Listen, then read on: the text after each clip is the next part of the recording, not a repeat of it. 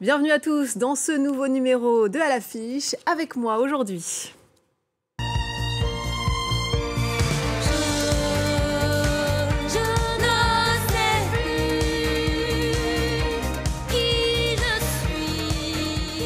Barbara Pravi, la chanteuse révélée par l'Eurovision en 2021, est de retour avec son deuxième album La Pieva. Elle sera en tournée dans toute la France et à l'international en 2024 et 2025. Et puis Mathieu Palin pour la sortie de son nouveau roman Les hommes manquent de courage aux éditions de l'Iconoclaste. Barbara et Mathieu, bonjour. Bonjour. Bonjour à tous les deux. On est ravis de vous réunir sur ce plateau de À l'affiche pour parler de musique, de littérature bien sûr, mais aussi pour discuter féminisme et lutte contre les violences faites aux femmes, car c'est une cause qui vous tient à cœur à tous les deux. D'ailleurs, c'est une femme, Barbara, qui vous a inspiré ce titre pour ce nouvel album, La Pieva. Parlez-nous justement de cette femme qui a donné son nom à ce disque. C'est pas n'importe quelle femme parce que c'est mon ancêtre. C'est en gros, donc la Pieva, ça veut dire la chanteuse en serbe. Et mon ancêtre en 1750, c'est une vraie histoire, elle est assez folle. Elle était tzigane et elle se baladait dans les montagnes entre la Serbie et la Bosnie. Et elle s'appelait Milovanovic, c'était son nom de famille. Et le soir, quand elle s'arrêtait donc pour prendre du repos, elle avait un petit trajet comme ça. Et elle se mettait à chanter. Et il semblerait qu'elle chantait très, très, très, très, très bien. Et donc, du coup, au bout d'un moment, elle a été attendue par les gens des villages. Et quand elle arrivait, ils disaient « La Pieva, la Pieva ». Donc, la chanteuse, la chanteuse. Et on l'a renommée La Pieva. Donc, c'est quand même fou parce qu'aujourd'hui, c'est mon nom de famille. Enfin, c'est l'origine de mon nom de famille. Et c'est une femme en 1750 qui a donné le nom de famille à ma famille, quoi. Donc voilà. Et la chanson et la musique est venue jusqu'à vous. On va justement du coup écouter le single du même nom, La Pieva, par Barbara Pravi. Je viens de partout chez moi, les gens s'aiment, ils font fleurir des graines pour qu'elles deviennent vie. Je viens de partout chez moi, les gens s'aiment, les différences sont belles puisque je suis en vie. Dans mon sang il y a la guerre, la perte et les départs, mais il y a surtout l'amour, l'amour. Dans mon sang se mélangent les peuples et le brouillard, mais il n'y a que l'amour qui raconte bien mon histoire. Oh, oh, oh, oh, oh, oh, oh. Et voilà pour la Pieva. Mathieu Palin, il est aussi question d'une femme dans Les hommes manquent de courage. Dans le livre, elle s'appelle Jessie, mais c'est un nom d'emprunt parce que ce personnage est inspiré d'une histoire vraie. Celle d'une femme qui vous a contacté à la suite de votre série audio des hommes violents qui avait été diffusée sur France Culture. Une immersion, on le rappelle, dans un groupe de parole réunissant des hommes auteurs de violences conjugales. Elle vous confie donc son histoire, vous décidez de la raconter dans ce livre. Dites-nous-en un peu plus sur elle et sur ce qui lui est arrivé. C'est presque un hasard parce qu'en fait, c'est une femme que je ne connais pas du tout qui m'écrit sur Facebook un message en me disant « Est-ce que c'est vous le Mathieu Palin du podcast ?» Et derrière, elle me dit « C'est bizarre, je n'ai pas vécu ces violences, des violences conjugales, mais ça me parle, je crois que j'avais enfoui tout ça. » Et quand c'est, je pense, la fin de ce message, je pense que j'avais enfoui tout ça. Je me suis dit, qu'est-ce qu'elle a enfoui ?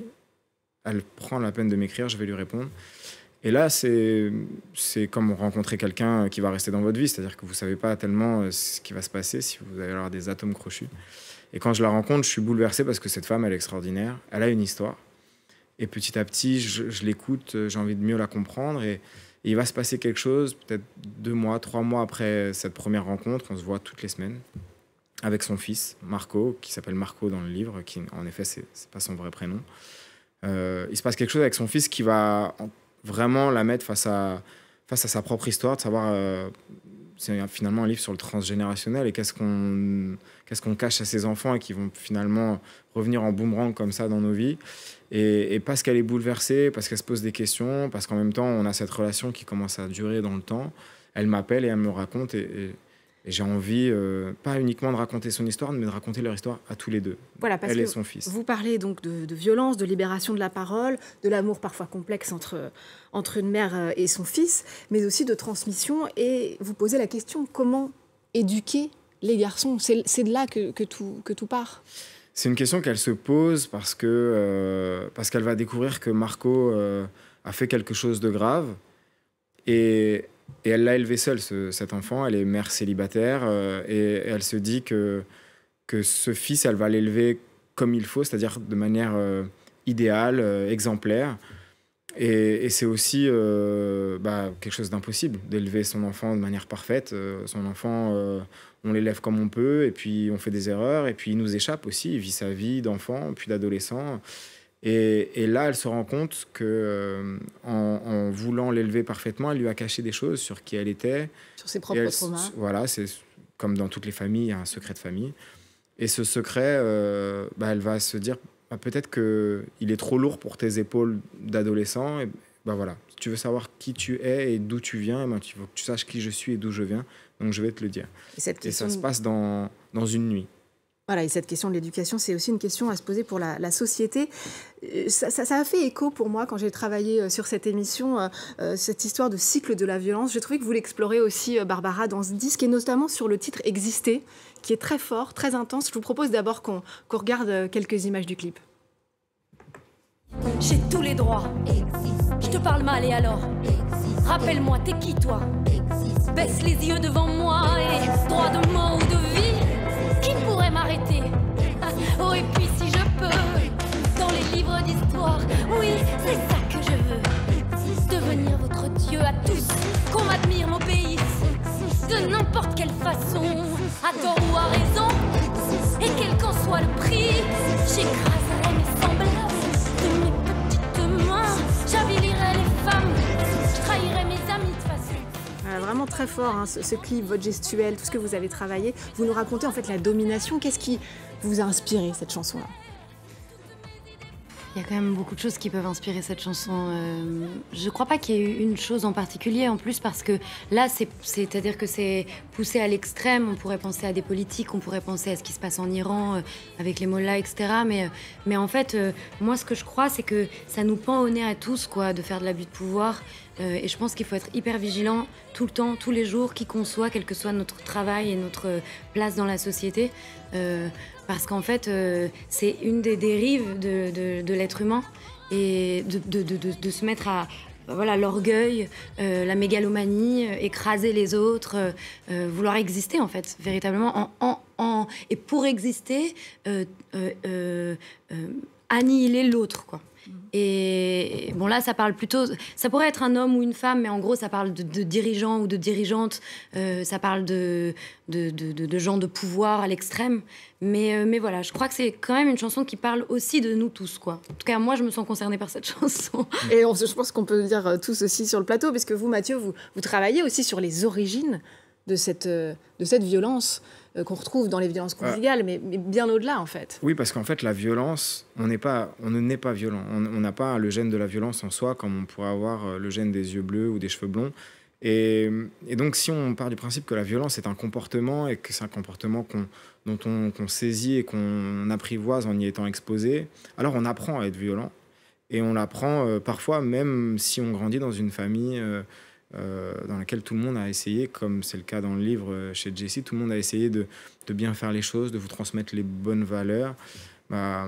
Les enfants, ils grandissent pas comme des graines dans du coton. Après, ils sont à l'école, ils sont dans la société, ils regardent des films.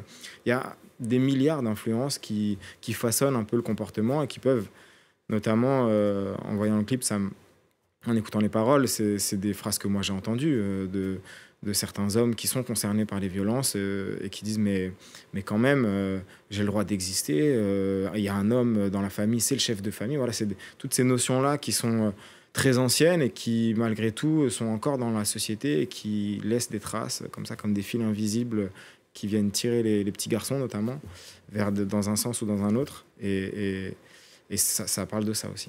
Barbara, le féminisme est quand même très fort dans tout votre travail artistique. Vous avez raconté aussi dans vos chansons vos propres traumas liés aux violences sexistes et sexuelles.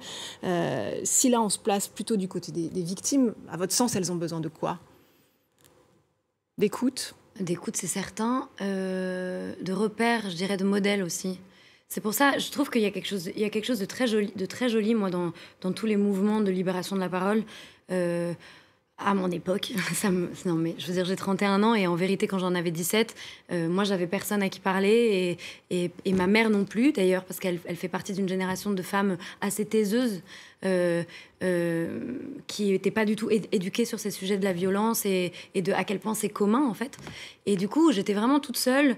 À l'école, j'avais pas de modèle non plus, parce qu'en fait, en vérité, à l'école, on nous apprend à grandir qu'avec des livres d'hommes écrits par les hommes. C'est une histoire, même l'histoire avec un grand H, elle est écrite par les hommes. Il n'y a jamais de femmes dans les histoires. Donc du coup, en tant que jeune femme, à 17 ans, j'avais pas de modèle. Et du coup, j'avais... Quand il m'est arrivé d'avorter, quand il m'est arrivé de me faire frapper, etc., j'avais aucun... D'abord, j'ai culpabilisé, parce que je me suis dit que c'était de ma faute, et j'avais personne, aucune parole pour me dire d'abord que ça arrivait à énormément de femmes, et surtout qu'il faut en parler, il faut le dire. C'est pas honteux, c'est pas sale, ça remet pas en question qui on est. C'est à l'autre de se remettre en question, en fait. Et ça, je l'ai appris plus tard. Donc, je crois qu'on a besoin d'être écouté, et je crois qu'on a besoin surtout que la parole ne soit pas remise en question. C'est-à-dire que le premier mouvement, ce soit pas de remettre la parole en question.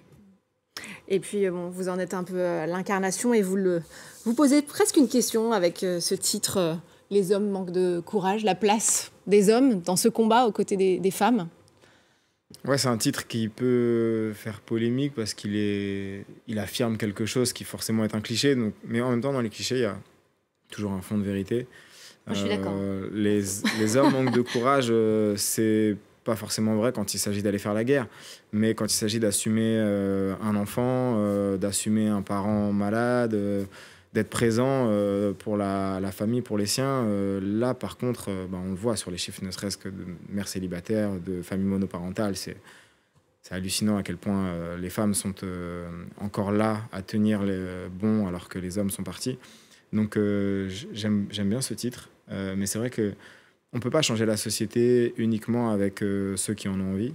Il ne suffira pas juste de parler pour que ça change. Il faut aussi que tout le monde se mette les mains dans le cambouis, quoi. Voilà, donc, c'est ensemble, ouais. Hommes et femmes, qu'on réglera ces problématiques qui... il y a encore beaucoup de travail. Je pense qu'on l'a bien compris pendant cette émission. Merci en tout cas à tous les deux d'avoir échangé ensemble sur ces thématiques qui vous tiennent à cœur, qui nous tiennent à cœur. Merci évidemment Barbara. On rappelle ce magnifique album, La Pieva.